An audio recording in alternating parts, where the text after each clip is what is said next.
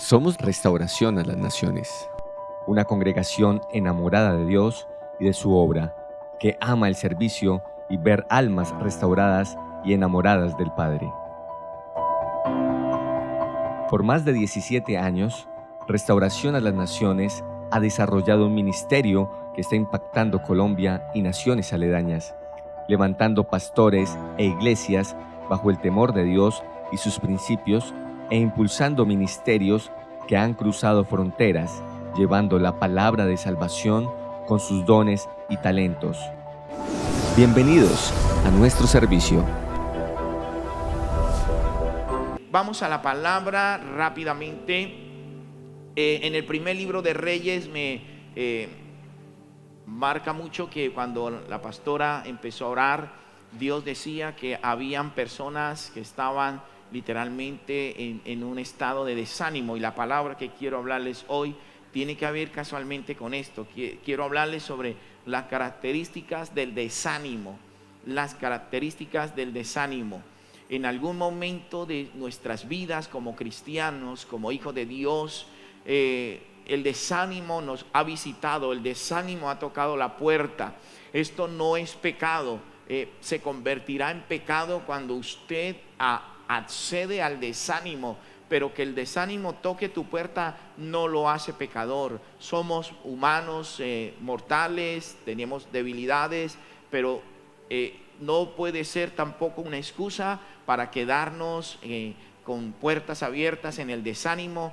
Por eso quiero hablarles en esta hora, porque si antes que nos congregábamos en el templo y el desánimo visitaba a muchos, podrá usted imaginarse ahora que no podemos estar en el templo, que es algo muy importante, es una conexión que tenemos nosotros como hijos de Dios con nuestro Creador.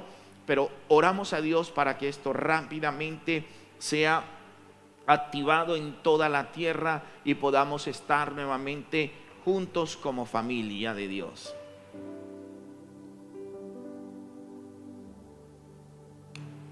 Primer libro de Reyes, capítulo 19. La Sagrada Escritura dice lo siguiente, versículo 1. Acab le contó a Jezabel todo lo que Elías había hecho y cómo había matado a todos los profetas a filo de espada. Entonces Jezabel envió mensajeros a que le dijeran a Elías: que los dioses me castiguen sin piedad, si mañana a esta hora no te he quitado la vida como tú la quitaste a ellos. Elías se asustó y huyó para ponerse a salvo. Cuando llegó a Bérseba de Judá, dejó allí a su criado y caminó todo un día por el desierto. Llegó a donde había un arbusto y se sentó a su sombra con ganas de morirse. Estoy harto, Señor, protestó. Quítame la vida, pues no soy mejor que mis antepasados. Luego se acostó debajo del arbusto y se quedó dormido. De repente un ángel le tocó y le dijo: levántate. Le dijo: levántate y come. Elías miró a su alrededor y vio en su cabecera un panecillo cocido sobre carbones calientes y un jarro de agua. Comió, bebió y se volvió a acostar. El ángel del Señor regresó y tocándole le dijo: levántate, come, porque te espera un largo viaje. Elías se levantó, comió y bebió. Una vez fortalecido, subrayen esa palabra, una vez fortalecido por aquella comida, viajó 40 días y 40 noches hasta que llegó a Horeb, el monte de Dios, y allí pasó la noche en una cueva. Amén. Bien, Características entonces del desánimo. ¿Cómo poder identificar cuando el desánimo empieza a trabajar lentamente en la vida y en el corazón de cada cristiano? Vemos por la palabra que el profeta conocido como Elías, también apodado por algunos teólogos como el hombre de fuego, el profeta de fuego, el hombre que tenía literalmente la unción de Dios en su vida, el hombre que tenía tanto respaldo y autoridad que por su palabra, dice la escritura, que oró y se cerraron los cielos, pero que luego, después de 3 años y medio, dice que volvió y oró y los cielos se abrieron. Ese hombre que realmente contaba con el respaldo de Dios, el Espíritu de Dios estaba dentro de él, el que oró y ordenó que descendiera del cielo fuego, y cayó ese fuego y consumió la ofrenda, consumió las piedras, consumió el agua que se había echado sobre aquel altar, y tomó autoridad, cogió una espada y degolló a todos los 450 profetas de Baal y los 400 profetas de Acera. Ese hombre que quizás muchos podíamos decir: wow, intocable, me gustaría ser como Elías, me gustaría tener esa unción. Recuerde que hubo otro profeta llamado Eliseo que dijo: yo quiero una doble porción de tu unción, de tu espíritu, de lo que tú tienes, yo lo quiero doble. O sea, Elías se convierte en un motivador para otros, en este caso para Eliseo. Pero llegó un momento crucial, un momento determinante en la vida del profeta. Ahora viene un problema latente sobre él, el cual vemos rápidamente que lleva al profeta a tomar una determinación que no es aceptable por Dios. Hay momentos en la vida de nosotros que tomamos a la ligera determinaciones que no son aprobadas por Dios. Simplemente las tomamos porque yo veo la circunstancia, o porque en el momento en que estoy pasando, el momento en que estoy viviendo, mis emociones están realmente confusas, y entonces empezamos a tomar determinaciones creyendo que Dios va a respaldarme, o creyendo que Dios está con nosotros. Pero déjeme decirle algo en esta mañana, que Dios es un Dios de palabra, y el Dios que llamó a Elías lo llamó porque es un Dios que no se equivoca, es un Dios que está confiado, seguro, es un Dios que sabe quién es usted y quién soy yo. Por eso Dios sabía que Elías era un hombre que también estaba expuesto a tentaciones, a debilidades, a flaqueza. Lo dice Santiago en su carta, que Elías era un hombre mortal como todos nosotros, expuestos a tentaciones, expuesto a debilidades. Dios lo sabe muy bien. Dios sabe que tú también estás expuesto a esto, y por tal motivo Dios no va a retroceder, Dios no va a cambiar de idea, Dios no va a cambiar de opinión, porque el Dios que te llamó, ese Dios que te escogió, ese Dios te llevará, ese Dios te respaldará, ese Dios te dará provisión, ese Dios te sacará del desierto, ese Dios te introducirá en la nueva tierra, en la tierra que fluye leche y miel. Ese Dios te meterá en tus promesas. Este Dios no te dejará hasta que no cumpla su propósito contigo y con tu familia en esta tierra. Aleluya. Mira,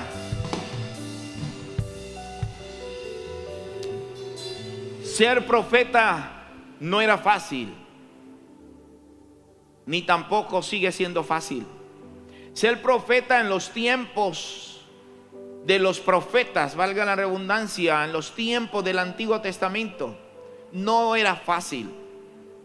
Vemos la vivencia de los profetas como Isaías, como Jeremías, como Ezequiel, como Zacarías, que fue muerto entre la puerta del templo, dice la palabra. Vemos a Jeremías, conocido como un profeta llorón, porque fueron muchas las dificultades que en un momento el profeta Jeremías vivió, a tal punto que él también deseó, en algún momento también deseó morirse. Vemos a Isaías, un profeta mayor, un profeta con una revelación tan profunda, pero que murió aserrado, dice la palabra, o dicen los historiadores mejor, que fue puesto en una mesa y aserrado por la mitad. Así que no era fácil ser profeta. Elías estaba expuesto, y esto sucede en la vida de estos hombres, personajes públicos. La tarea para el profeta era cumplir,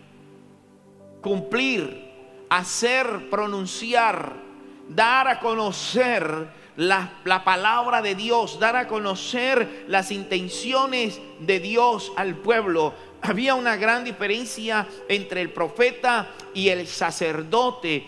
La función sacerdotal era remitir pecados, era orar por los pecados del pueblo, presentar ofrendas delante de Dios, holocaustos delante de Dios, llevar al pueblo a arrepentirse y a buscar a Dios. Pero la tarea del profeta era traer la presencia de Dios sobre el pueblo, traer la revelación de Dios al pueblo, traer la palabra profética al pueblo. Era totalmente invertido los papeles. Así que el profeta tenía una gran responsabilidad. Era la voz de Dios a través del profeta. Y cuando Dios hablaba, literalmente pasaba como en los tiempos de Jesús, crujían los dientes, y pasa como en los tiempos actuales. No nos gusta que Dios nos hable porque queremos escuchar lo que a mí me agrada, lo que a mí me gusta. Pero no queremos escuchar que tengamos que renunciar al pecado, que tengamos que dejar aquellas cosas que de nada nos edifican. Entonces no nos gusta que Dios nos hable, sigue manteniéndose literalmente. Y esto trae sobre la vida del profeta, escuche, críticas. El profeta tenía que convivir con las críticas, con la oposición. Tenía que aprender a convivir con estas cosas, y finalmente con algo que se llama conspiración contra su propia vida. El profeta Elías entonces tuvo que soportar duras críticas. Recuerden aquella ocasión en este mismo pasaje cuando el pueblo empezó a morirse de hambre y los animales por causa de la sequía. Entonces el rey manda a buscar al profeta y también quería matarlo porque decía: es por tu culpa, profeta, es por tu culpa que estamos en esta situación. ¿Sabe? Les era difícil entender que no era por la culpa del profeta, sino por el pecado de ellos, por la desobediencia, porque se volvieron tras los dioses de Baal y de Acera y levantaron altares de idolatría. Esto generó este caos en el pueblo de Israel, en cabeza del rey Acab y de su esposa Jezabel. Pero vemos una cosa: ellos les costaba reconocer su condición y buscaban un culpable, y el culpable era el profeta Elías. Entonces tuvo que aprender a convivir con la crítica, con la fuerte oposición que constantemente había sobre él. Y finalmente vino sobre él algo más fuerte, y es que se desató una conspiración contra su propia vida. Y esto trae como resultado lo inevitable.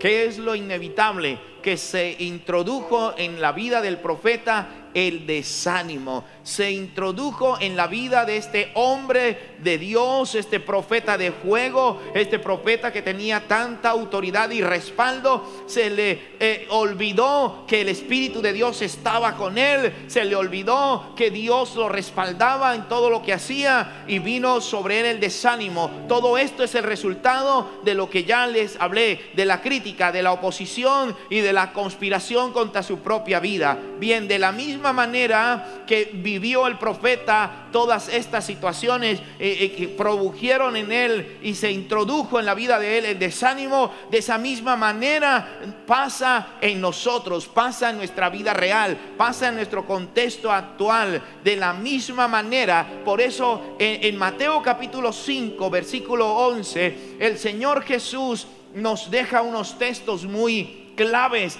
para que usted y yo podamos entender realmente qué es la vida cristiana, cómo se basa la vida cristiana. Allí vemos en Mateo capítulo 5 algo que podemos decir que es la constitución política de la iglesia, del cristianismo. Pero dice la escritura: dichosos serán ustedes, dice, cuando por mi causa la gente los insulte, los persiga y levanten contra ustedes toda clase de calumnias. Escuche las palabras del Señor Jesús. En ningún momento está diciendo: vengan a mí y les voy a evitar que no los critiquen, que no haya oposición, que no se levanten contra ustedes. Todo lo contrario, el Señor está diciendo: sean bienaventurados, sean privilegiados. Quiere decir que por ser cristianos, preparémonos, porque vamos a tener que vivir bajo la crítica, bajo la oposición, bajo la persecución.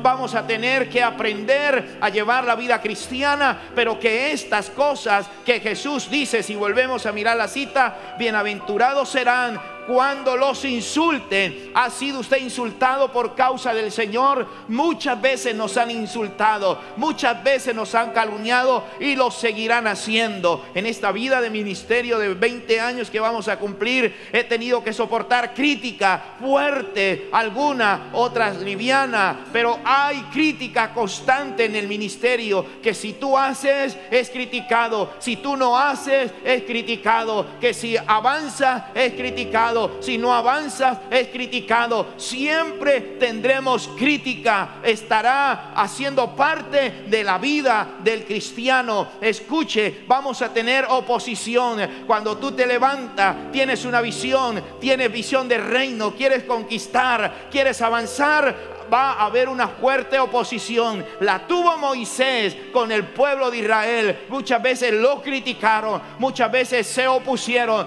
dijeron: ¿quién te puso a ti por juez entre nosotros? Y criticaron su propia familia. Marta y Aarón criticaron a Moisés. Se opuso también a una familia de levitas, se opusieron contra Moisés, diciendo que Dios también podía usarlos a ellos. Esto es normal. Lo vivió Moisés, lo vivió Elías, lo vamos a vivir nosotros. Por eso el Señor Jesús está diciendo: bienaventurados serán cuando los insulten, los persigan y digan toda clase de género de maldad contra ustedes. Dice la escritura: falsamente por causa mía.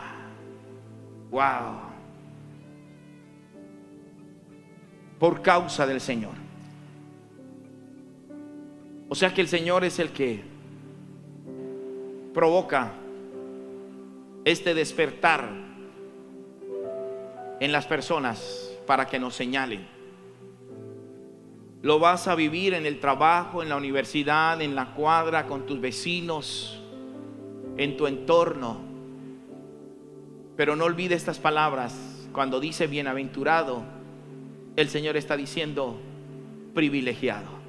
Y mira que quiero ir profundizando en algunos textos más, porque el problema de nosotros como cristianos es que no queremos pasar por esto, y es un error. No, Señor, no queremos la crítica, no queremos tener oposición. Señor, no queremos esto, no queremos aquello. Padre, ¿por qué hablan de mí? ¿Por qué me persiguen? Y no le damos un buen manejo al asunto. Habrá gente que va a ir, mire, a su casa a hablar mal de su pastor, hablar mal de su líder, hablar mal de las personas que están direccionando tu vida espiritual o una congregación.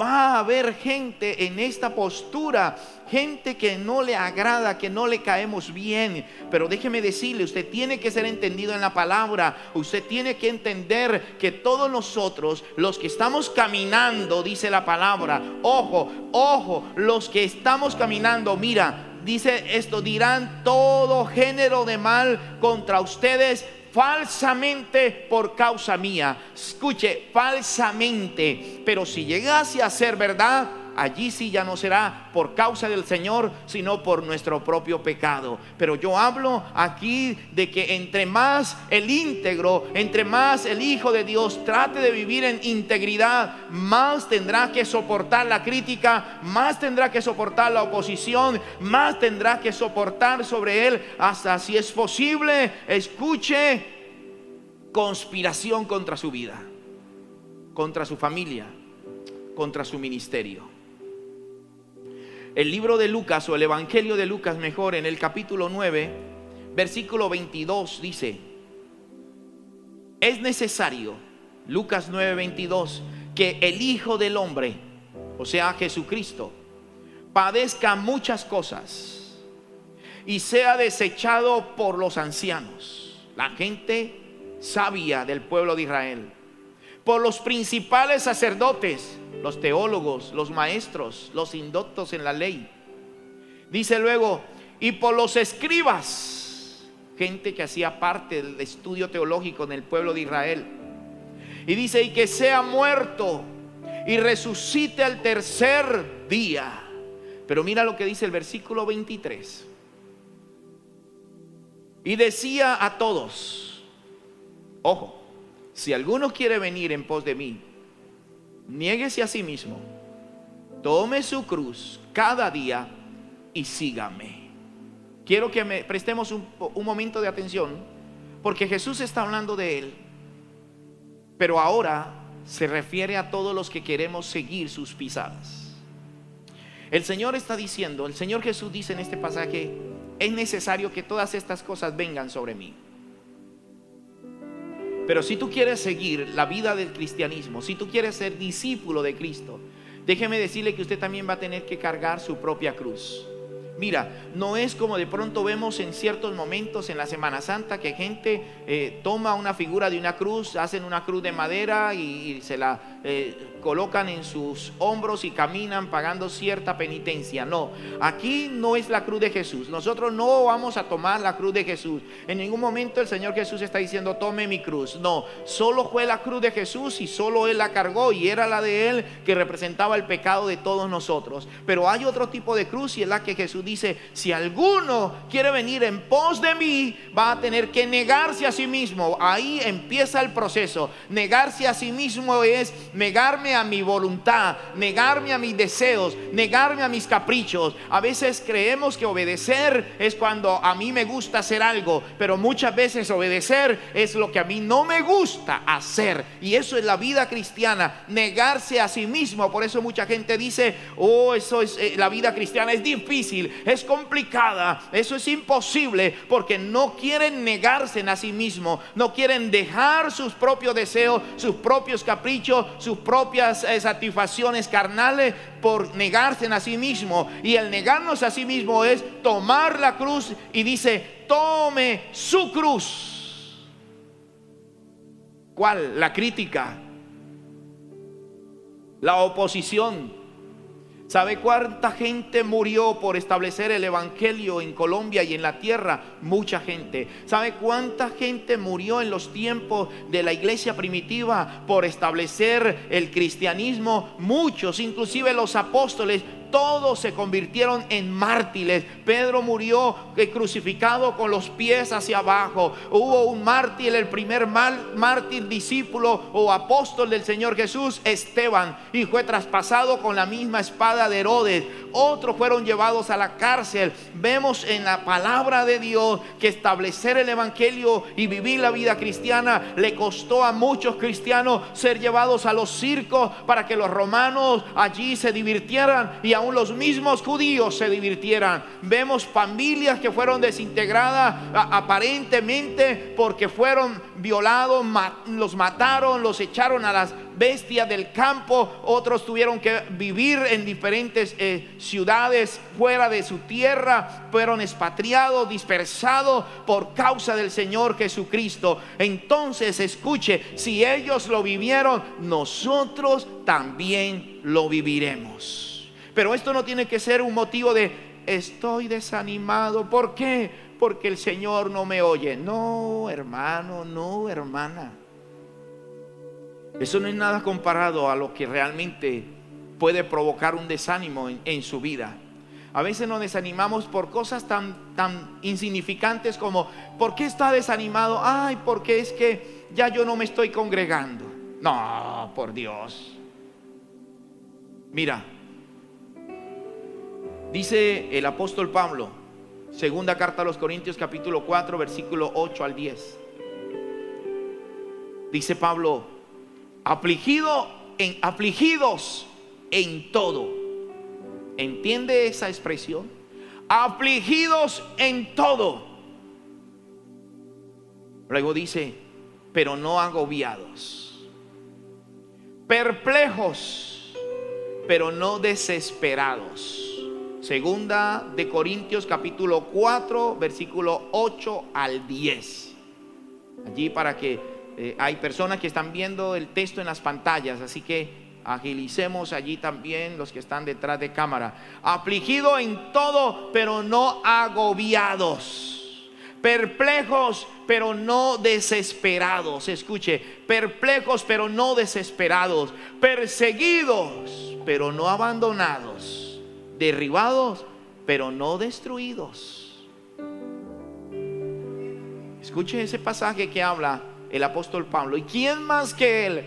Recuerdo esa cita cuando el Señor envía al profeta para que vaya a orar por Pablo, después que fue derribado, de que un rayo de luz cayó sobre él y que escuchó la voz de Dios, y entonces fue llevado a una casa. Allí estuvo por 3 días en un encuentro con el Señor en ayuno, y el Señor se le reveló. Entonces el profeta va a Ananías y le dice: Señor, pero él tiene autoridad en esta ciudad para matar cristianos. Y el Señor le dijo: ve, porque instrumento útil me es, y es necesario que padezca por mi causa.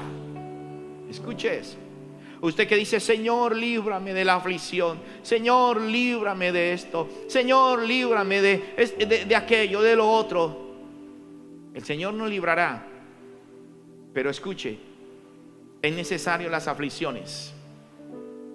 Y de pronto usted se va a sentir agobiado, pero vamos a estos textos que están en la palabra.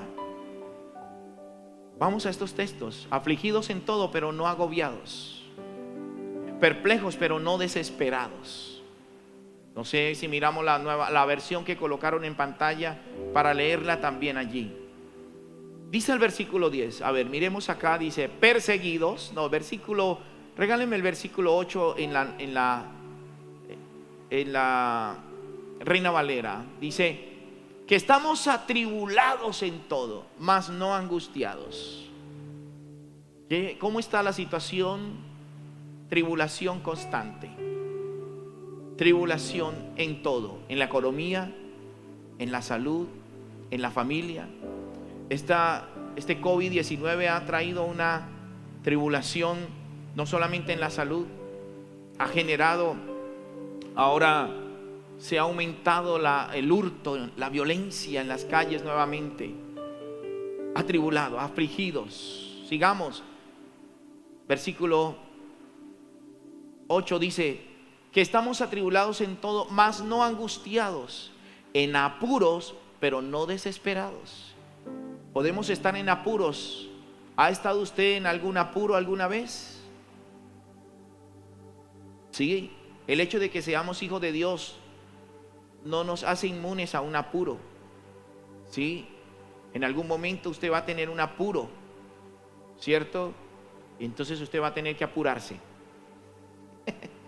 Pero escuche esto: en apuros, vamos a mirar en apuros el texto, mas no desesperados.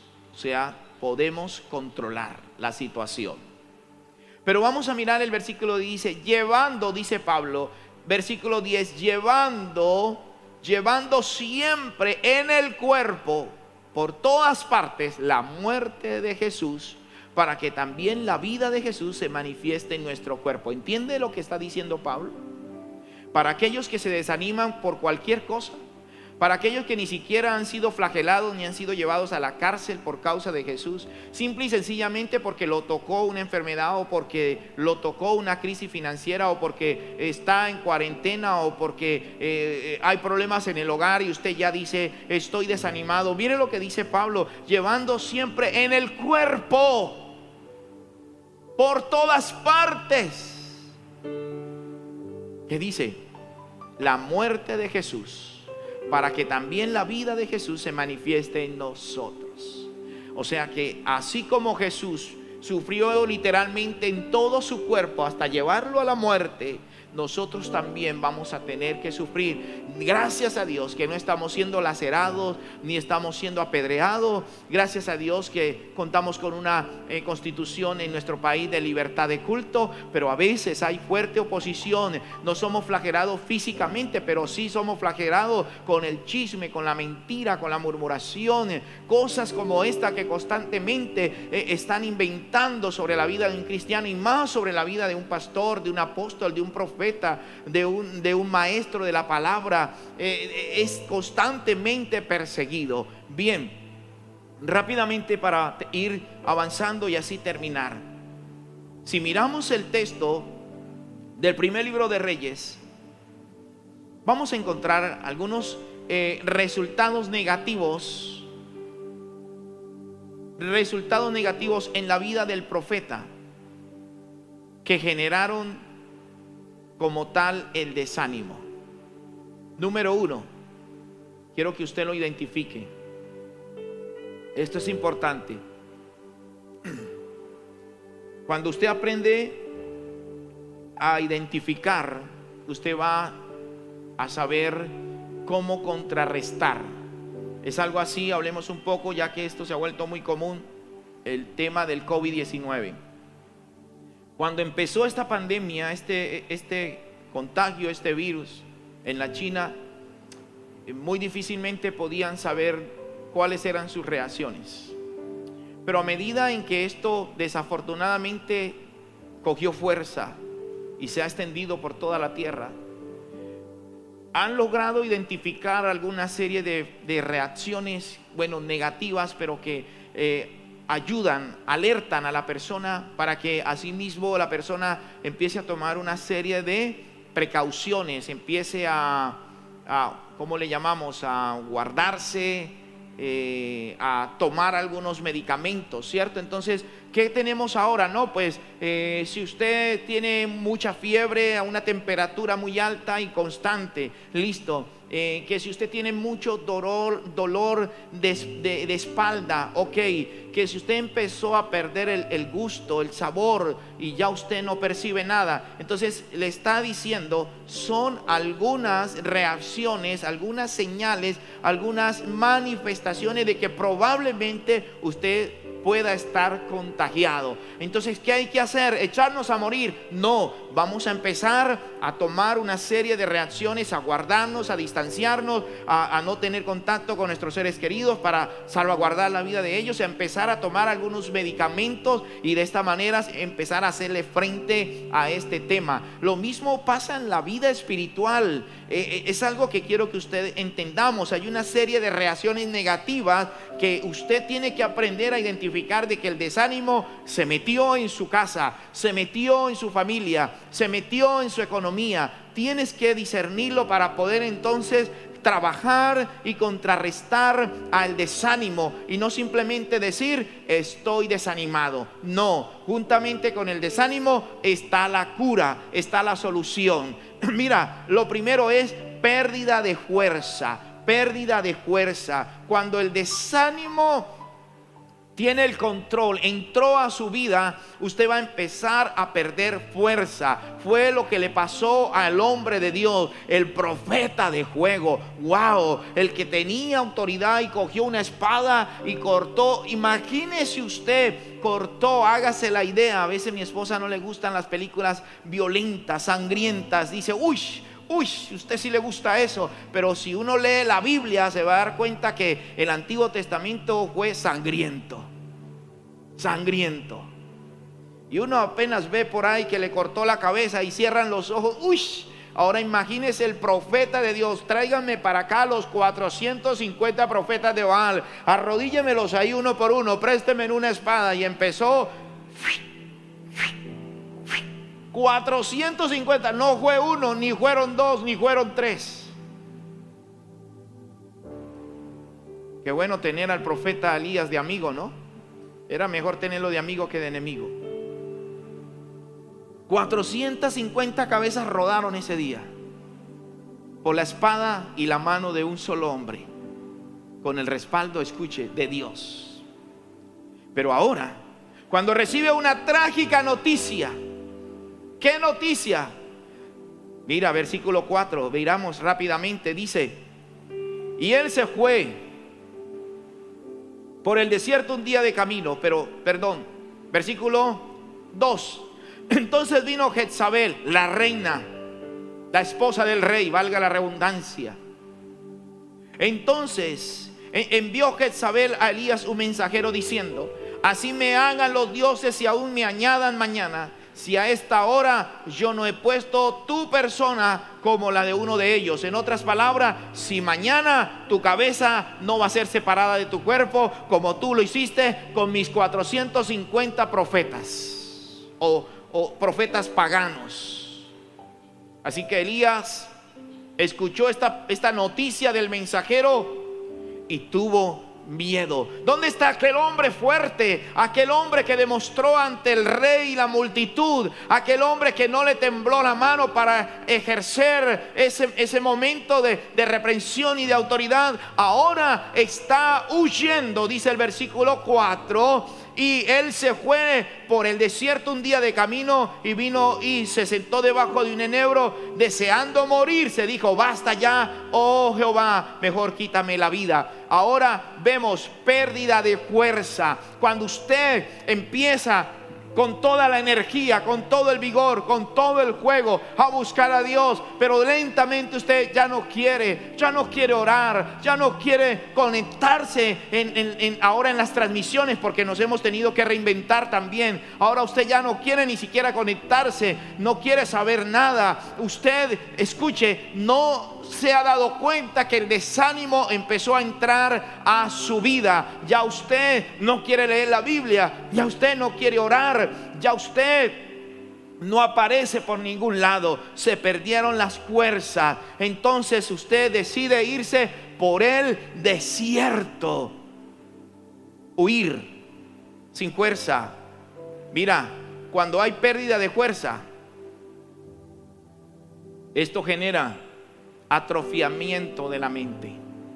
Usted se confunde. Dígale al que está a su lado: no se confunda, dígale. Y deseó morirse. ¿Cómo es que el hombre de Dios desea morirse? ¿Cuántas veces usted ha dicho: ¿sabe qué? Yo no quiero saber más nada de esa congregación, yo no quiero saber más nada de ese pastor, yo no quiero saber más nada de Dios, yo no quiero que nadie me llame, yo no quiero que nadie me visite, yo no quiero que nadie me diga nada de Dios? Usted está en un estado de pérdida de fuerza. Usted entró algo que se llama el desánimo. Y cuando el desánimo entra, genera pérdida de fuerza espiritual. Ya usted no quiere seguir peleando, ya usted no quiere seguir orando, ya usted no quiere seguir batallando por sus promesas, ya usted no quiere seguir comprometiéndose en la iglesia, ya usted está empezando a mirar otros lados, usted está empezando a mirar nuevamente hacia afuera, ya usted, sus planes, sus proyectos cambiaron. Imagínese ahora que el profeta de Dios cambia sus proyectos. Y vamos, y eso tiene que ver con el segundo punto. El segundo punto se llama pérdida de visión. Entonces, cuando el desánimo entra en la vida de una persona cristiana, pierde la fuerza. Segundo, pierde la visión. Aquella persona que dijo: wow, esa iglesia, Dios me habló, Dios me mostró, Dios me dijo, y yo voy a comprometerme. Ahora usted está diciendo: no quiero saber nada, estoy planeando ponerme a vender plátano, yuca, arroz, porque no quiero saber nada de ministerio, no quiero saber nada de Dios, no quiero saber nada de iglesia, no quiero saber nada de redes sociales, no quiero que me digan nada. Usted ya no tiene visión. Entonces ¿Por qué el profeta perdió la visión? Dice, se quedó dormido. Ya no quiero saber nada de Dios y se echó a dormir. Dormir representa un estado espiritual en la vida del cristiano. Dormir, ya no servimos, no hacemos nada. Simple y sencillamente me dediqué a vivir la vida normal, pero no quiero nada de compromiso con el reino de Dios. El profeta se echó a dormir debajo de un árbol, de un enebro. Perdió la visión. Tercero, perdió toda confianza. El versículo 8 y el versículo 9 dice que se levantó y comió y bebió. Era la segunda vez que Dios le hablaba, que envió su ángel, que lo levantó, le dijo, levántate. Mira, es interesante, anoten esto, Dios nunca tiene plan B, Dios tiene un plan A para todos nosotros.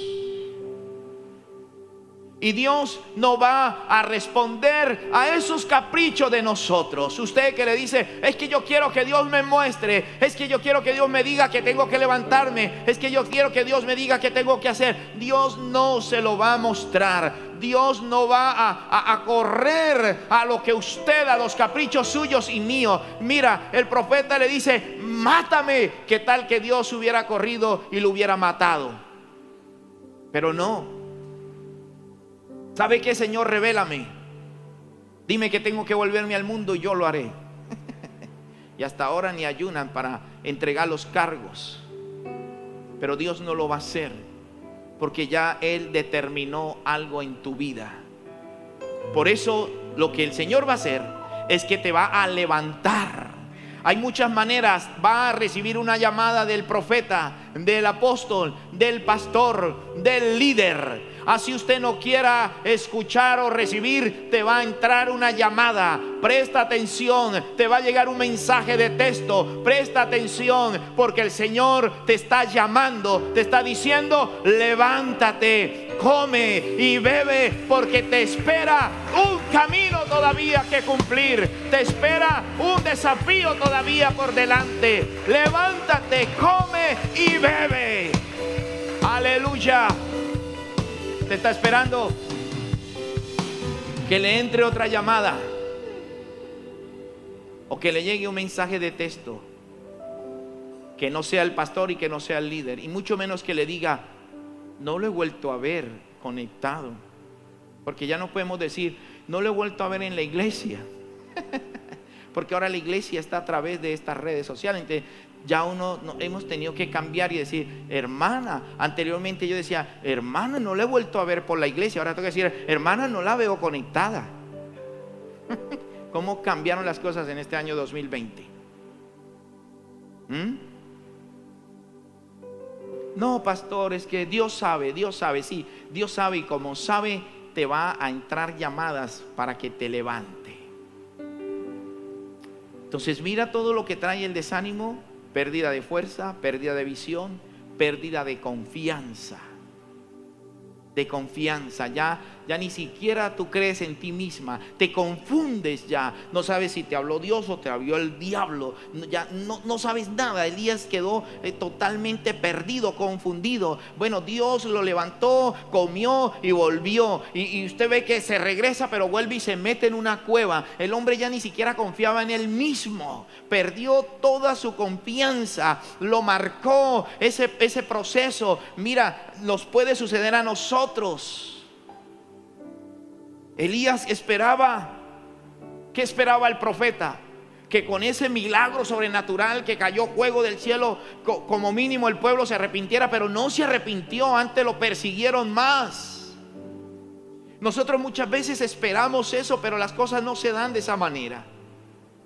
Pero eso no puede ser un motivo para que usted se desanime, para que abra las puertas. Sí, somos humanos, por eso le digo, el desánimo puede venir y no es pecado. Pecado es que usted acepte el desánimo, se quede en el desánimo, se meta en la cueva. Porque si usted abre la puerta al desánimo, mire todo lo que viene, y después va a ser complicado levantarse. Y hasta pueden venir falsas doctrinas y te van a sacar del camino donde Dios te tenía ubicado. Dice que caminó 40 días y 40 noches, llegó a Horeb. Y mira, Horeb es el monte de Dios. Escuche eso, Horeb, monte de Dios. Pero ¿qué hizo el profeta en el monte de Dios? Se encuevó. Se metió en una cueva y tenía excusas. Mira, hermanos, nosotros somos especialistas para argumentar y se nos olvida que Dios no va a prestarle atención a nuestros argumentos. Sí somos buenos para argumentar. Lo mismo pasó con Moisés. Moisés, vas a ir y vas a libertar a mi pueblo. Señor, soy tartamudo. Te pongo a alguien que hable por ti. Señor, no me van a creer si me preguntan quién me envió. ¿Qué digo? Dígale que el yo soy te envió. Señor, pero no van a creer porque ¿qué señales? Ahí lleva una vara y se convertirá en serpiente. Siempre somos buenos para poner pretextos a la obra, al llamado, a lo que Dios quiere hacer con nosotros. Lo mismo pasó con el profeta. No le bastó con que el ángel lo levantó, comió, escuchó la voz de Dios, llegó al monte de Dios. Como mínimo era para que dijera: aquí estoy, Señor, ¿qué hay que hacer? Me comprometo nuevamente, me levanto. Pero no, el hombre, ¿sabe qué hizo? Se metió en una cueva y la excusa era: Señor, es que me quieren matar. Señor, es que solamente he quedado yo, pobrecito de mí, nadie más, Señor, sobrevive. Quedé yo solo en la ciudad. Todos se fueron, todos cambiaron para otra iglesia, todos cambiaron de pastor y quedé yo solito en este lugar. Señor, entiéndame. No, por Dios, qué equivocado estamos. Mira, en el versículo 14 dice: él respondió, él es el profeta: he sentido un vivo celo por Jehová. Señor, tú sabes que yo te amo, por eso estoy aquí metido en esta situación. Tú sabes, Señor, que yo te amo, por eso no quiero moverme a la ligera. Tú sabes que yo te amo, Señor, y por eso me gusta obedecer, que tú me hables. Así somos todos, qué triste. Dice: él respondió: y he sentido un vivo celo por Jehová, Dios de los ejércitos, porque los hijos de Israel han dejado tu pacto, han derribado tus altares, han matado a espada a tus profetas, y solo yo he quedado y me buscan para quitarme la vida. Digo yo, ¿el Señor Jesús le preguntó eso? O mejor, Dios, hablemos Dios en el Antiguo Testamento. El Padre le preguntó, que Él le preguntó al profeta por qué se metió en esa cueva, como si no supiera Elías todo lo que, o Dios, todo lo que estaba pasando con los profetas. No, hermanos, no tiene sentido. A veces creemos que Dios no sabe y Dios lo sabe todo. Y a veces nosotros nos presentamos con una serie de argumentos. Señor, tú sabes, yo quiero, pero es que mi familia, pero es que yo quiero comprometerme, pero es que en la casa nadie se compromete. Yo quiero levantarme a orar en la madrugada, pero es que en la casa nadie ora. No dejemos esos argumentos. Dios conoce a tu esposo, conoce a tus hijos, conoce a tu familia. El tema es contigo. El tema es conmigo. Dios no le estaba preguntando por el resto de profetas. Dios no le estaba preguntando por el resto del pueblo de Israel. Le dijo: ¿qué haces aquí? Yo no te mandé a que te metieras en una cueva. Estás en Horeb. ¿Qué es Horeb? Monte de Dios. Estás aquí para que te levantes, te reanimes, te fortalezca, recobre fuerza, recobre visión, recobre confianza. No para que te chutes en una cueva. Entonces mira, la respuesta del Señor fue la siguiente: tranquilo, hijito, yo sé que es verdad y te entiendo. Versículo 15: y le dijo Jehová: ve, vuélvete por tu camino, por el desierto de Damasco. Ahora analice: desierto de Damasco. No lo mandó por una calle o una ciudad o una avenida donde hubiese comodidad para movilizarse. Le dijo: ve y vuélvete por tu camino, por el desierto de Damasco, y llegarás a ungir a Hazael, rey de Siria. Mira, ni siquiera Dios le prestó atención a los argumentos o pretextos del profeta. Ni siquiera Dios, eso es lo que a veces nosotros creemos, que me llame Dios y que me sobe la espalda y que me diga, tranquilo, tranquilo, yo sé que te duele, que estás solito, que estás solita, que nadie te llamó en esta pandemia. Yo sé que te abandonaron, pero yo estoy aquí. No, levántate, hermano, porque tienes trabajo. Mira, hay que ir a ungir a Julano, a Sutano y a Perejito. Ay, Dios mío, no hemos entendido a Dios todavía. No hemos entendido a nuestro Padre. Y la respuesta de Dios al profeta es: te vas a regresar y vas a ir a Damasco y llegarás a ungir a Hazael, rey por Siria, o rey de Siria. Vas a ir a ungir. Tu ministerio está activo, papá. Tus funciones proféticas están activas. Yo no te he desechado. Usted que se siente que te desecharon, usted que se siente que nadie te cree, que te abandonaron, el Señor confía en usted, al igual que confía en mí, que confía en su pueblo. Sus liderazgos, aún en tema de pandemia, escuche, no es para que lo entierre, está activo todavía, y el Señor te va a llamar y te va a decir: levántate y ves a hacerlo, ves a ungir, ves y ora por Julano, ves y ora por Perejito, ves, porque los ministerios siguen activos, las funciones siguen activas, el compromiso sigue latente. Hay pandemia, hay muerte, hay crisis, pero Dios no ha quitado el liderazgo de ti, Dios no ha quitado el llamado de ti. Dios te ungió para que hicieras la obra de Él en esta tierra por encima de toda circunstancia. Aleluya. Verbe le dice: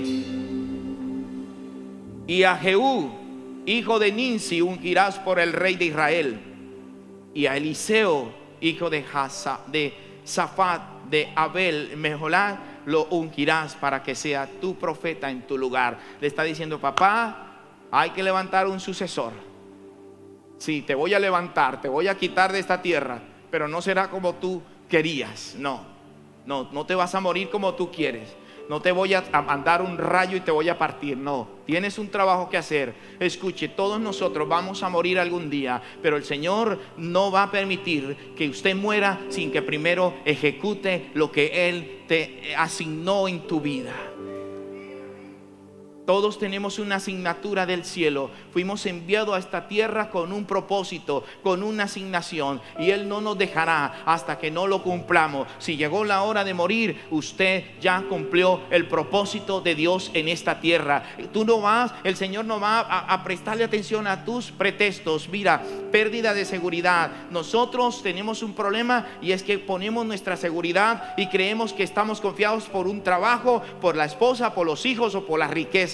Pero cuando esto sea quitado, entonces como que se nos movió el piso, porque usted puso la confianza en el trabajo, usted puso la confianza en su esposo o en su esposa, o en sus hijos o en la riqueza. Pero qué bueno es que usted ponga la confianza en Jehová. Si falta el trabajo, Jehová estará ahí. Si falta el esposo, Jehová estará ahí. Si faltan los hijos, Jehová está ahí. Se lo muestro por la palabra. Dice que si falta el trabajo, ¿de dónde viene el socorro? Viene de Jehová, que hizo los cielos y la tierra. Si falta el esposo, entonces Dios envió al profeta y le dijo a la viuda: busca vasijas, llénalas de aceite y se te multiplicará. Entonces no estaba el esposo, y Dios le llenó a la viuda las vasijas, las tinajas con aceite. Pagó las deudas que no pagó su esposo, que le dejó su esposo, y ella vivió el resto de su vida con sus hijos. Si faltan los hijos y el esposo, Dios volvió a Ruth a su casa, la bendijo a través de Noemí. Entonces vemos que Dios es el único que puede brindarnos seguridad. Y si faltan las riquezas de esta tierra, que falte todo, dijo el profeta. Aunque no haya vaca en los corrales, aunque no haya ovejas en la manada, con todo yo me arreglaré en Jehová y me gloriaré en el Dios de mi salvación.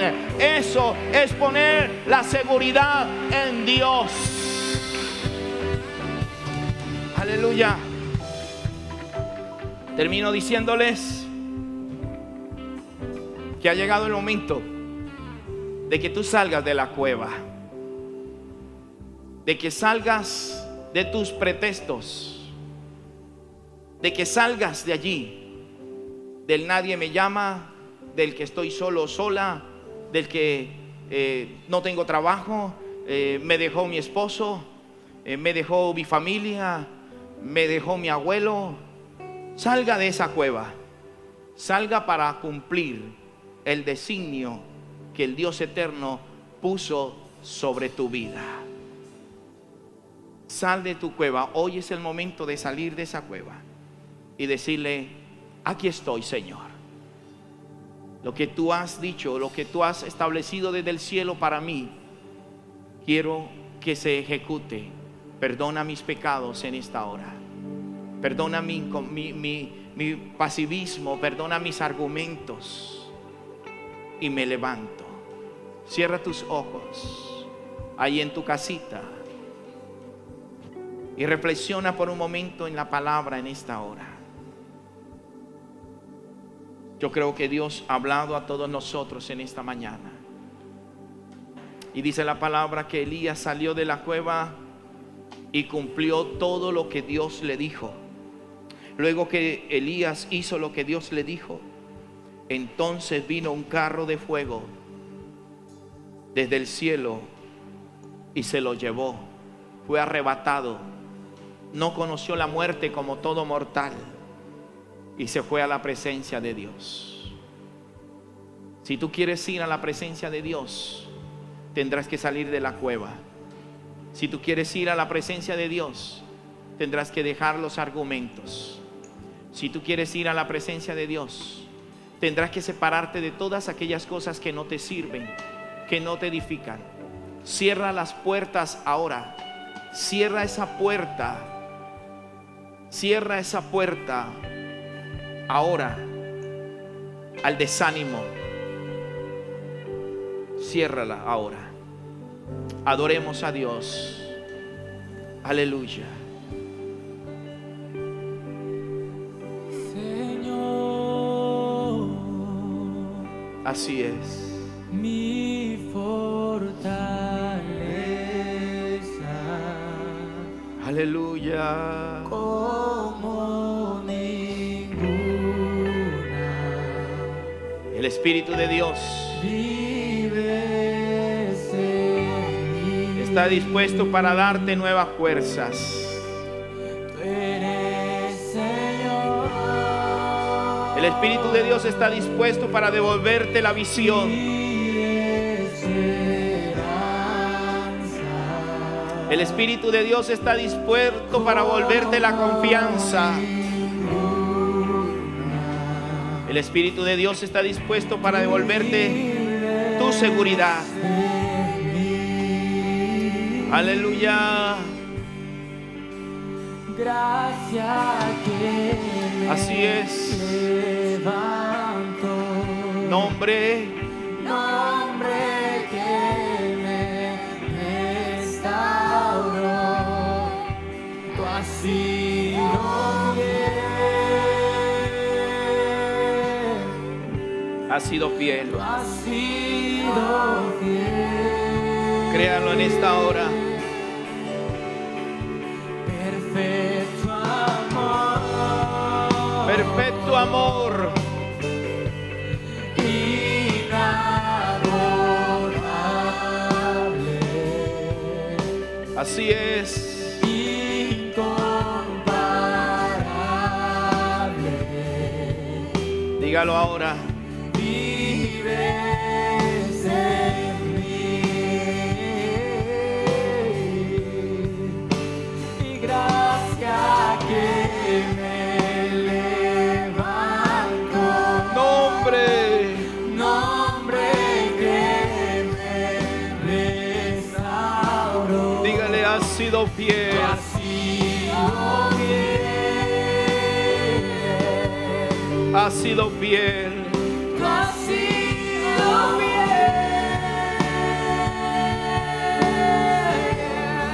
Aleluya. Tu amor, Señor, Llega hasta los cielos. hasta los cielos. Oh, te adoramos. Tu fidelidad Nunca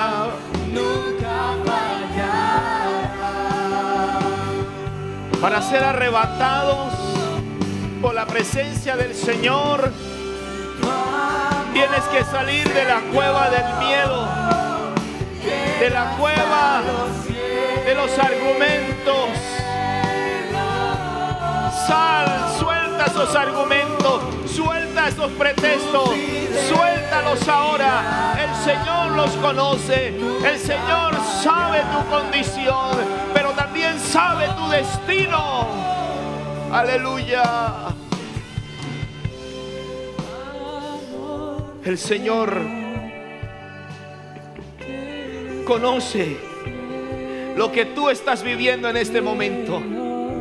Él sabe de que tiene necesidad. Pero quiero decirle en esta mañana, Él también conoce tu asignación y conoce tu destino. Por eso no te dejará hasta que no cumplas tu propósito en ti. Él tiene una asignación para tu vida. Sal de la cueva de los argumentos, sal de la cueva de los temores, sal de las cuevas. Ahora sal de esa cueva y deja de presentar pretextos delante de Dios. Sal de esa cueva y dígale: Señor, aunque he quedado yo solo o yo sola, aunque muchos se apartaron, aunque no han querido seguir en la visión, aquí estoy yo, Señor. ¿Qué tienes conmigo? Dime y yo lo haré, Señor. Aunque hayan levantado contra ti calumnia, opresión, murmuración, bienaventurado será. Eres privilegiada. ¿Sabe por qué te levantan calumnia? Porque vas para cosas grandes, porque eres un hombre o una mujer de Dios, porque eres alguien que Dios va a usar. Por eso vivirás bajo opresión. Si tú no quieres vivir bajo opresión, serás un mediocre en la vida. Pero si quieres ser alguien en la vida, si quieres ser grande en el reino de los cielos,